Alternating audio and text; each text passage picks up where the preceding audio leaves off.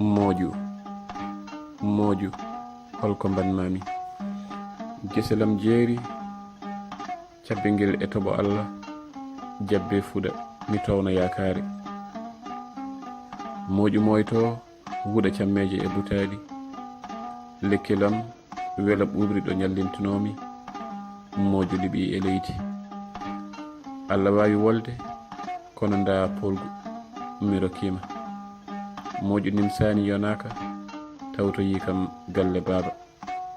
Huɓere moftunode ndimagu e sirluji. Hande Mooyu fuki e leydi. Mi heddoraki so wona bowel weejende. Ɗo jurum ala suturo weɓani. Mi weddima gitam e dankel Allah wetirde nayeɓe. Ɗo mbiyatnomi ko yawde ɓuri wasde. Ndeke hay ɗum Mooyu ina hawanimi. Hande kadi dankel liɓama, calɗi e looci duncirama katane. Mooyu holko mbanmami. A itti kam e sagam. Hande mboɗoni e winde yorde, mboɗo muñi looci basal. So ñaw eli kam, mangu dogi kam, mi sabbo e mayde. Ñaw noon ko gueɗal gaño.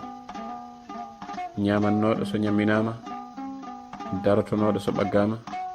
Eskey joom guite e nanɗe ñande hoori heɓtinde salminoɓe. Cukaku haaɗi, mangu metti, nayewu yurminima. Ha jinnoɗo gurdam koy suɓima mayde. Ndeke hay ñaw Mooyu ina yawi ɗum. Wadde kawruyen saare gonga.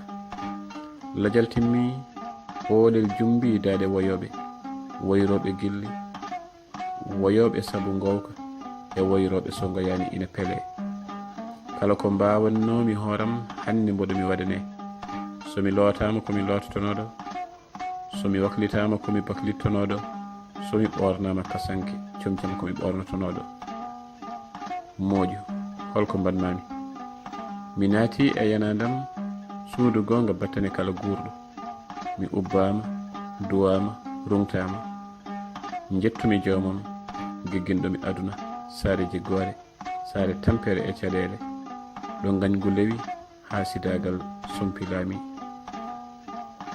E nder yanadam pertumi gitam tan jimi Mooyu. Ina seeka kasan kam, ina ñama tewam, ina yaɓana ƴiyam. Ndeke Mooyu ma yandinoyi e dowam hay kirimmeje e leydi yanade.